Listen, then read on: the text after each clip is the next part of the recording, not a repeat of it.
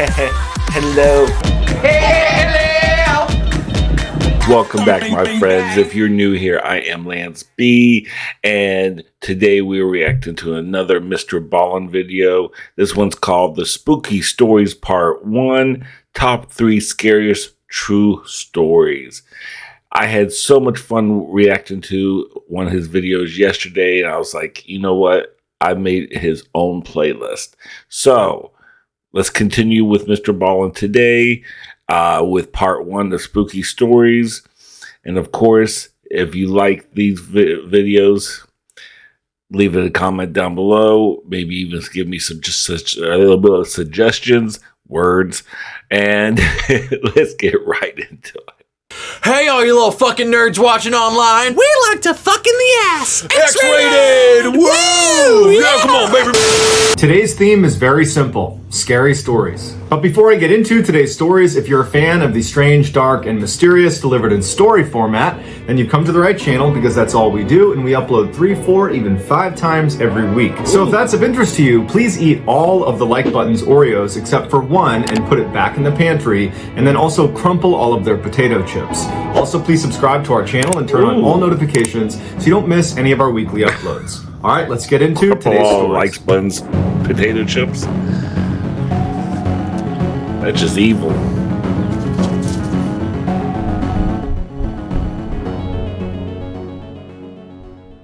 In 2010, an avid caver named Jeff decided to go to Madagascar to explore a natural cave shaft he had discovered years earlier. He arrived in country, he got a rental car, and he hired a guide to take him out to the area where he knew this cave was going to be. When he got out to that area, he used his notebook where he had taken notes the last time he was here, and he used that to find the opening to the cave. He paid the guide to stick around at the car while he went down and explored this cave. He assured him it was not going to be for a very long time. The shaft was approximately 50 meters deep and 1 meter across, so it's pretty narrow, and the first 20 meters of the descent are on a bit of an angle, and then the final 30 meters are down at a straight vertical drop. At the bottom of this cave was this opening where you could actually stand up and walk around, but there were no other tunnels to explore at the bottom, so you would just go down, touch the bottom, and go back up. The visibility inside of the shaft was limited because all you had was the light that was coming in, and because of how narrow the opening was, Jeff's body would obscure a lot of the sunlight coming in. So once Jeff got a few meters down into the tunnel, he would rely on his headlamp.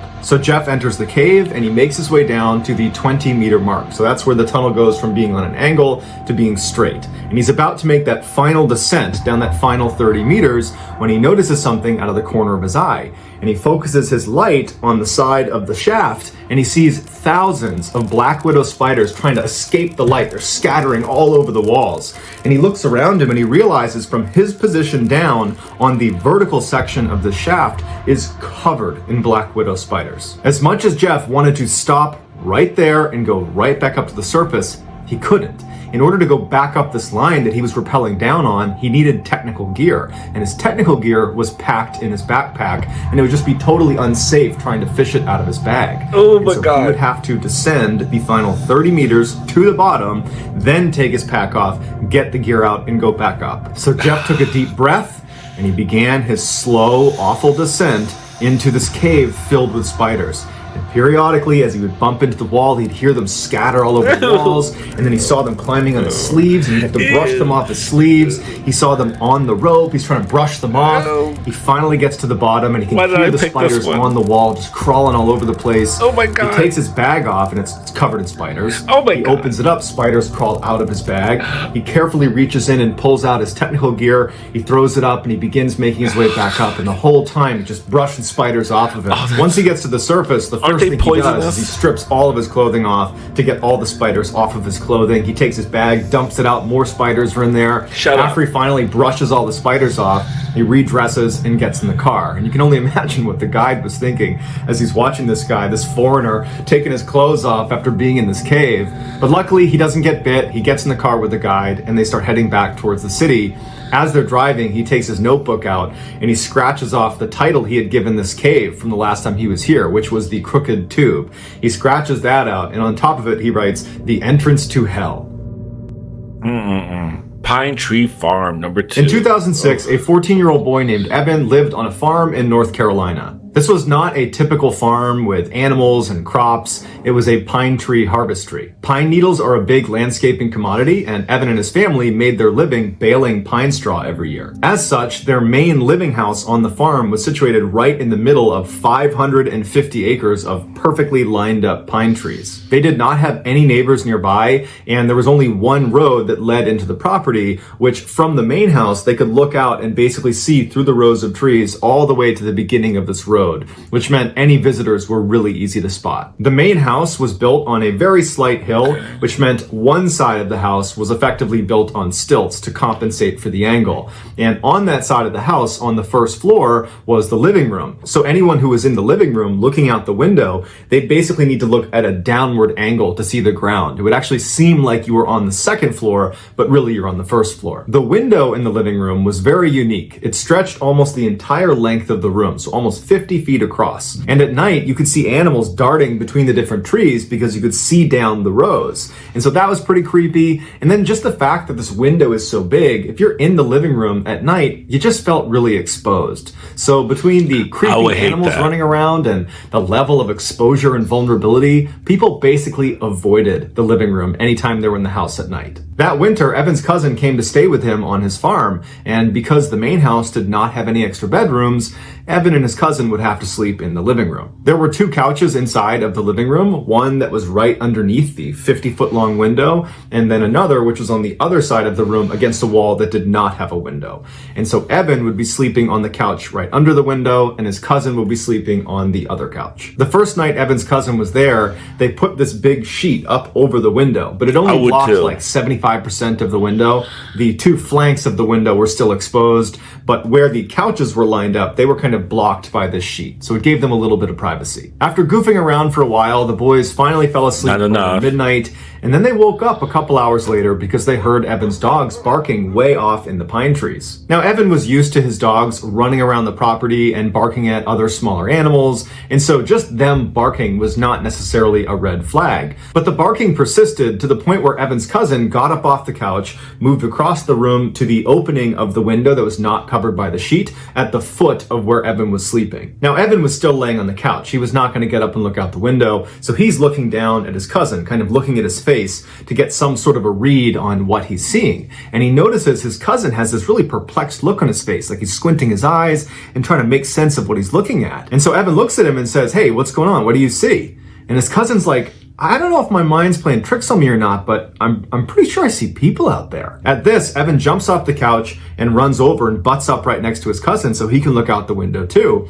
And he's scanning out amongst the rows of trees because there's just a mile of pine trees. And the first thing he notices is the moon is very bright that night. So there's good illumination, and there was a light snow covering on the ground, which really added to the illumination. He's looking out maybe 100 meters when he sees someone's leg extend from behind one of the pine trees as if they're stepping into the space between a pine tree column. And he's staring at it, and he can't believe he's even seeing anyone walking around this area because he didn't see anybody come in on the road and they have no neighbors. And so he's looking, and then a body follows the leg. A person walks from one row to the next. This tall, dark figure just walks calm as can be between the two pine trees. And Evan just grabs his cousin and he's like, "Did you just see that?"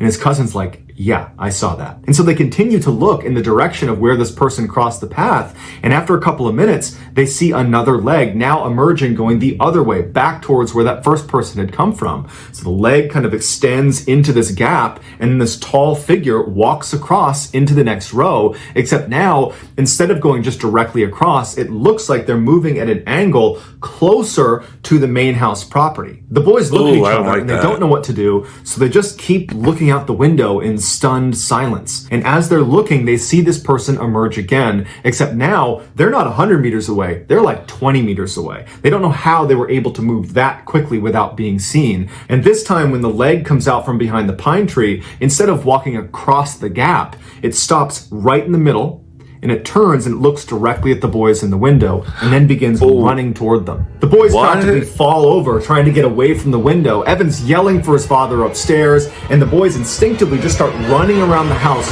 locking every door, shutting every window. And as they're going from door to door, the anxiety is growing and growing because they think, if I don't get there fast enough, this person who is running towards the property is going to come barging through that door. And so at every door, their anxiety is through the roof, but they manage to shut everything. Everything is locked right as Evan's father comes charging down the stairs. He's got his gun in hand and he's like, what's going on? And they say, there's someone out in our property. Their dad charges out the front door. The front door is not on the same wall as the living room. It's on the side of the house. So once he goes outside, he's going to need to turn to the right to look out in the direction they were describing. He bombs outside. He stays on the porch and he starts yelling at whoever's out there that if you come over here, I'm going to shoot you. Get the F away from here. And then there's silence.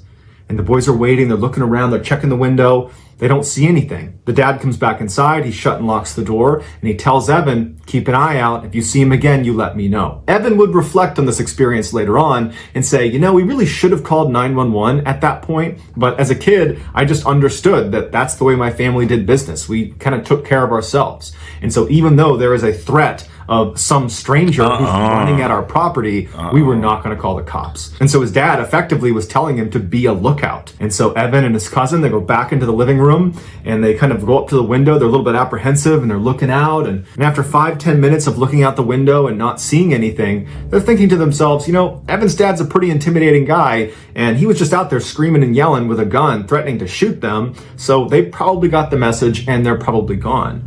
And so the boys got back into their couches, and it took them a while, but they did ultimately fall asleep. The next morning when the boys got up, the first thing they wanted to do was go out there and see if they could find footprints from this person to kind of confirm it really was a person. Because part of them thought, you know, maybe we didn't see that. Maybe that was our imaginations. They don't know. And so they start by going out the front door, so not on the same wall as the living room. They go out the front door, they turn, and they walk down into the trees. And they're looking around, and they find some footprints. So they're confirming to themselves, okay, there was someone out here. It wasn't us. This is not our footprints. We found them. So they start following the footprints back towards the property. And they realize at some point there are two distinct sets of footprints. There were two people out here. And even worse is they followed them all the way up to the house. And there were two different circles of footprints that stopped right underneath the living room window along the two flanks of the window where the sheet was not covering. Which means over the course of the night when Evan and his cousin were up at that window looking out, there's a good chance that one or two strangers were tucked up against the side of the house. And they would not have seen them because of the angle out of the living room window. It was steep because of the stilts it was on. And so anybody that was tucked up along the side, they'd be in a blind spot. And then for sure, after Evan and his cousin got back into bed and were sleeping, there were two strangers who were right up against those windows, probably pulling themselves up to look inside. When Evan's father found these footprints, he immediately grabbed his gun and tried to follow them back into the woods to see where they came from. But unfortunately, the snow cover wasn't complete. And at some point, they lost the tracks and they never figured out who those two people were. Evan would say, following this event, his cousin refused to ever come back over his house for a sleepover. That is one of my biggest just like fears. I hate huge windows with no kind of blinds that you could close on it. I don't like that. One of my biggest things is having someone just look in. And my mother has a place that she has this huge window, and she's the type of person that she feels claustrophobic for any little reason. And she has these like sheer little curtains that don't even cover the whole window. It just covers a little bit just on the side, just for decoration. They're just for decoration.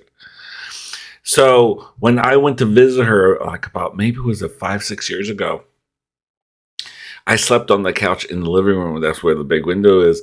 And oh my God, I felt so exposed, even though she lived in like on the top floor. It's like 3 stories. I remember that first week I went to go for a walk.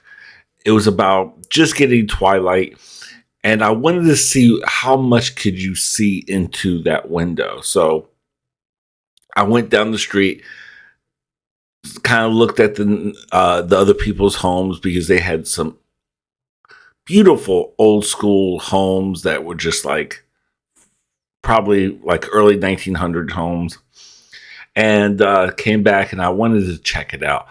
Oh my God, you could see all the way through to the front door. Like you can see the front door, there's the kitchen, there's the living room. I see my mother walking around up there. And I was like, oh my God, you can see the couch, like half of the couch and you can see if someone was sleeping on there. I was horrified when I saw that. I was like, oh my God. And by that time, I was going to visit. How long did I stay with her? I think it was like a whole 4 weeks. That was just within the first week. Just a couple days within that first week. I still had like 3.5 more weeks left. And I was like, why did I choose to stay here for 4 fucking weeks? I was so pissed and annoyed. But I was like, I love her. I don't get to see her that much. You know, at that time I had some time off. I could see her for a few weeks, but I didn't have any idea. I was like, that was the worst part of visiting her, was staying in that living room. And I was like, I could stay in the same room as my mother, but I didn't want to sleep in the same bed with her. I was like, I'm a grown ass man. I'm like, I really don't. And she would love to cuddle with me because, mothers. And I'm a person who likes to sleep by myself. I take up the whole bed. I'm like, I'm very selfish when, and I'm so used to sleeping by myself. So I just kind of take up the whole space. And I just don't like to be touched or bothered. Heaven forbid if I ever get into a relationship. But still, it's just like, that's how I am. I just kind of like take up the whole space. So, yeah, that really sucks. I would hate that. And have some like jerk offs. Just see that. Oh, see. Anyway, let's get back into it. The Woman in Black. In October of 2005, a 21-year-old named Nathan was back home in Elk Grove, California, visiting his mother at her apartment for a couple of days. Her apartment was part of this really safe complex. It was gated. There's lots of lights and cameras. So anything that went bump in the night was just going to be, your noisy neighbors or something. On the last night of Nathan's stay, he was laying in his bed in the guest room, listening to the hum of the street lamp that was outside and the crickets and the passing by of cars when he drifted off to sleep. At about 2 a.m., Nathan woke up, or so he thought. He couldn't move his body, he could only move his eyes, and even though he had never experienced sleep paralysis before, he instinctively understood this is probably that. He noticed the room was completely silent. There was no more crickets, no more hum of the light outside, no more traffic, just total silence.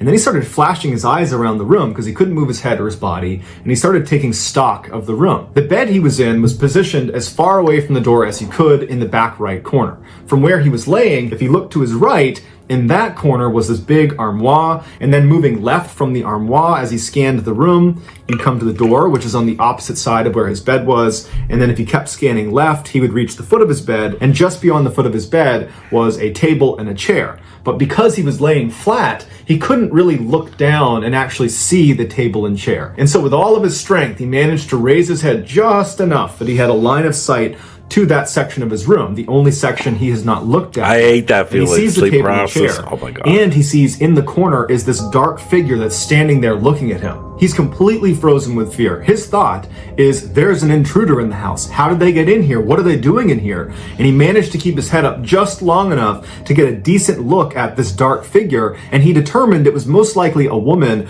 with a shawl covering her face. And before his head fell back to the pillow, he saw her suddenly crouch down on the ground out of view. And then Nathan's head fell back, and now he knows there's just some stranger in his room, and he can't lift his head up anymore, and he's looking around with his eyes. He sees the armoire, he sees the door, he can't see that table and chair, and then he hears the sound of someone slithering along the ground out of view. Oh my You can hear God. her breathing as she's getting closer and closer to the edge of the bed. And he's laying there terrified. He's so scared he can't even make a sound, and he's telling himself this has to be a dream. Wake up, wake up, wake up. And he's laying there, and this woman, she stands up and she leans out over his bed, and she looks at him, and her face is pale and her eyes are sunk way back in her head. And then she begins to slowly crawl on top of him, and Nathan's sitting here looking at this. Samara from He The wants Ring. to close his eyes, but he can't. can't. And he just feels his chest being pressed down. He can hear the sounds of the springs compressing all around him as this woman positions herself on his chest.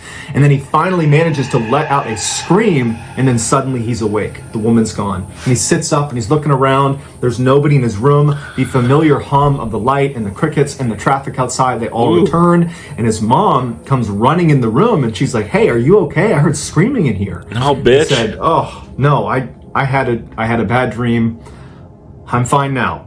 I had a terrible dream, but I'm fine now." And his mom's like, "Okay, all right, you need anything?" And he's like, "Nope." So she comes over, she gives him a hug and a kiss. She goes back to bed, and he would go downstairs, flip on a Disney movie, actually Aladdin, and he would fall asleep with a Disney movie on and with lights on. And there was no more sleep paralysis that night. The next day, Nathan got up and he headed back to his house, and he couldn't shake the experience. He had never had sleep paralysis before, but it was just so much more terrifying than he ever would have imagined. And he's just thinking to himself, I can't believe there are people that put up with this on any sort of regular basis.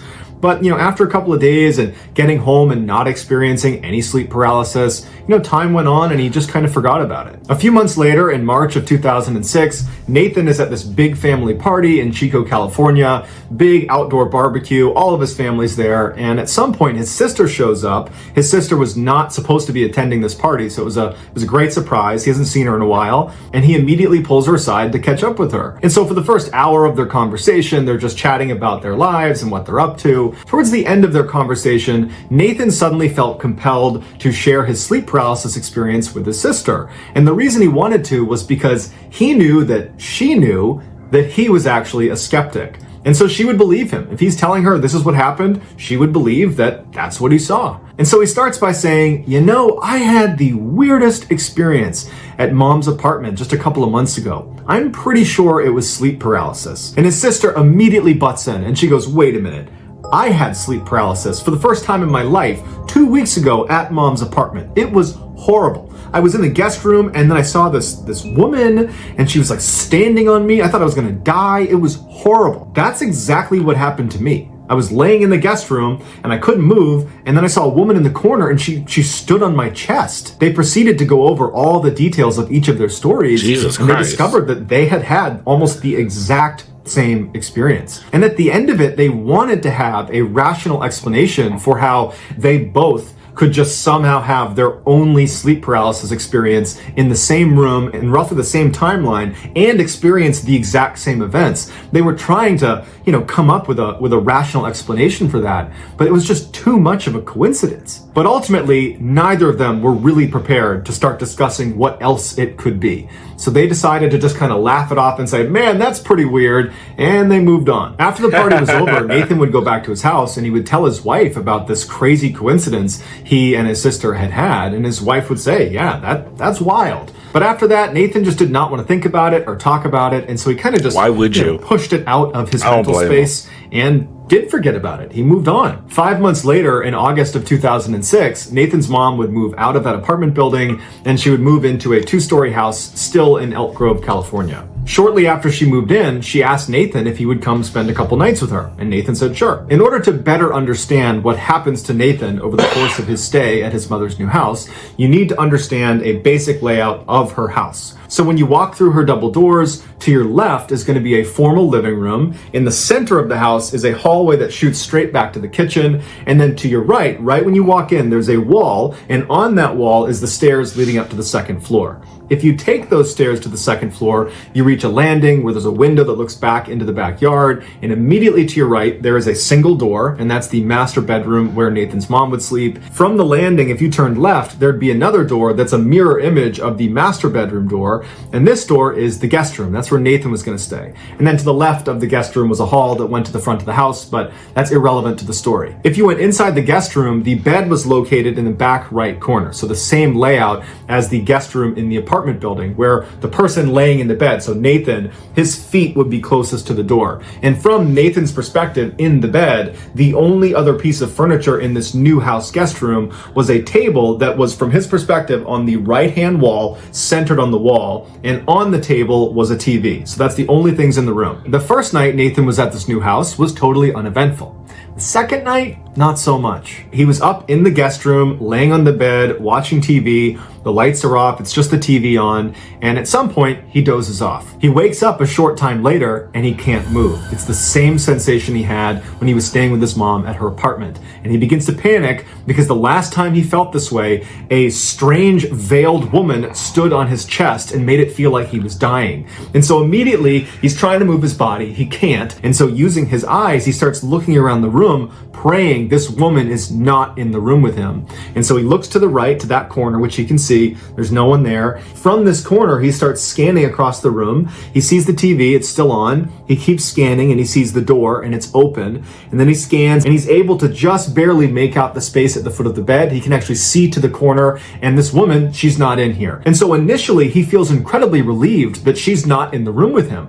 But then he finds himself focusing on the open door into the dark hallway. Oh my He's thinking God. to himself, please do not come walking through that door. And so he stares at the open door, just hoping he breaks out of the sleep paralysis when he notices something about the TV. It's flickering. And so he averts his gaze to the TV and he realizes what he's looking at on TV does not look familiar. It does not look like a TV show. It looks like CCTV camera footage, like it looks like a security camera footage. And he realizes the footage he's looking at is the inside of his mother's kitchen downstairs. He recognized the way it was laid out. That's his mother's house. That's downstairs. And he's staring at the footage thinking, why is this footage playing on the TV? And I don't think there's a camera down there. When he notices on the camera, the woman with the veil walks into the middle of the frame. And she looks up at the camera right as the camera turns off. And then the room is completely dark. There's no more ambient light in the room. Oh the my hallway is God. dark. And he's left paralyzed knowing this woman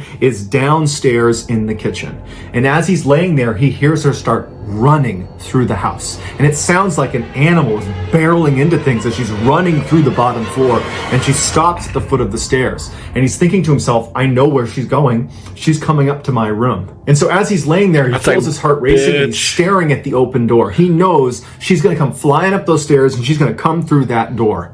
And instead of running up the stairs, he hears her take one step, two-step. And as she's making her way up the stairs, he's just thinking, please break out of this trance, stop this paralysis, wake up, wake up. And then he sees her head emerge and she turns to look at him from the stairs into the room. And once she sees it's him, she bolts around and starts charging into the room on all fours like an animal. At this point, Nathan lets out a primal scream. He is scared for his life as this woman is charging towards him and she stops dead in her tracks right in the middle of the room. She looks at him, turns around and crashes out of the room, charges downstairs, and then it's silent. As soon as she was downstairs, Nathan could sit up.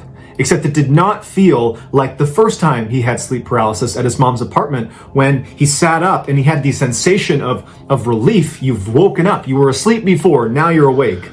This time, it was like he was always awake, but now he can sit up. He did not have a sense of relief. In fact, he was worried she was still in the house. And as he's sitting up in bed, his mother comes running into the room. She looks disheveled, she's half asleep, and she's like, was that you? Were you running around the house? I could have sworn I heard someone running around the house. Was that you? Nathan's looking at her and he can't even process what he's been through, whether that was real, whether it was a dream, and he's trying to find the words to describe to his mom the dream he had, but like he can't process what's happening. And he just says, Mom, we have to check the house. We have to make sure no one's in the house.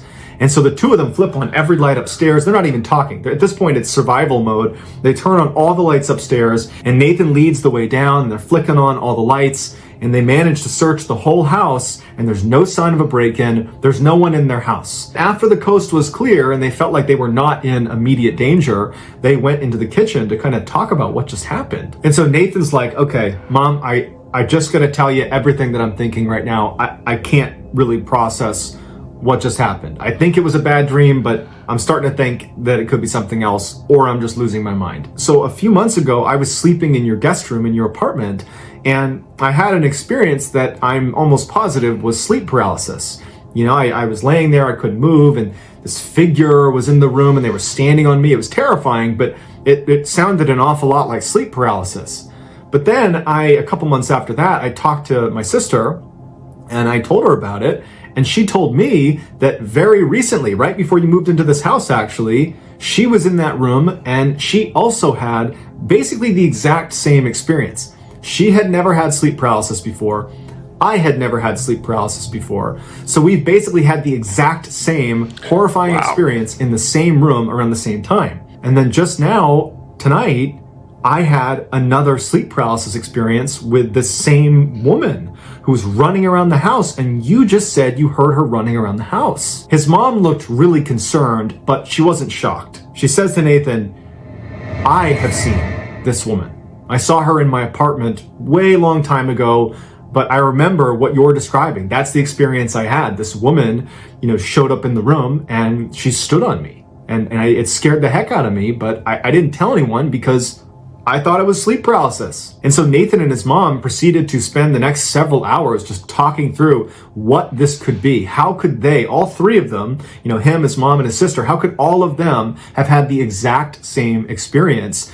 And how could tonight, when Nathan had this experience, how could his mom have heard those footsteps if that was indeed sleep paralysis? Because it wasn't Nathan, he was in the bedroom. And it wasn't his mom, she was in her bedroom. And she didn't have any pets, so who could it be? Nathan says he and his family are still totally rattled by this experience, and they don't have an answer. And this is a family of skeptics, so they're not looking for a reason to call this paranormal. They simply don't have the answers. Nathan has said that he, his mom, and his sister have not had any further experiences with the woman in black ever since that last experience Nathan had, and they're just hoping it stays that way. So that's gonna do it, guys. If you found the secret in today's episode, let us know in the comments what it is and where you found it. Give us the timestamp. And if you're the first person to do that, we will pin you at the top of the comments section. If you enjoyed today's video and you haven't done this already, please eat all of the like button's Oreos except for one, and then put the box back in the pantry, and then also crumple all of their potato chips. Also, please subscribe to our channel and turn on all notifications so you don't miss any of our weekly 3, 4, even 5 video uploads. If you want to get in touch with me, you can direct message me on Instagram or on Twitter, where my username is the same. It's JohnBallin416. I also have a ton of content over on TikTok where my username is Mr. Ballin. If you have a story suggestion, and in fact, today's top story was a user suggestion, please submit it to our subreddit just called Mr. Ballin. It's linked in the description below. So whether I see you on Twitter, Instagram, TikTok, Reddit, YouTube, or some combination, just know that I really appreciate your support. And until next time, that's going to do it. See ya. He's a good storyteller. I'm really enjoying his videos. I really enjoy a good storyteller because I'm not a good storyteller. My ADD, my mind goes so many different places, so it's so hard for me to try to coherent enough because I'll start adding like, oh well, there's this and this and I'll drag some parts longer than it should be. No, he just does it so perfect. I have to give him mad props. But yeah, the first story I was really not loving. I hate spiders. I hate spiders so much. Oh my God, that is a horror story. The second story was great, because that really hits really close to me because I don't like big windows and I wouldn't living out in the woods like that. It's mixed for me. I like the idea you can have a nice big piece of land. You feel like have noisy neighbors and all that, but also you feel like if something goes down and you need the police there, it would take them forever to get to feel like you're safe. So that's the only. It's a mixed bag with that. I like it, but I don't. I'm sure you understand what I'm getting at with that. This story, sleep paralysis, I've had a few of those, and I can relate to that too. So that really, you feel so vulnerable. But I never had to worry about the woman in black with a veil standing on my chest. I've had dark figures, but I couldn't tell if it was like it's just like a dark humanoid figure, and I'll wake up real quick. But never that to that extent. So, oh God, I might just have a heart attack in my dream. But yeah, this was really good. So yeah, like I'll leave a link down to his channel. in the description down below. So check out his channel, like and subscribe, and of course like and subscribe my channel. I hope you guys enjoyed this video, and y'all take care of yourselves, and stay healthy, stay safe, and bye.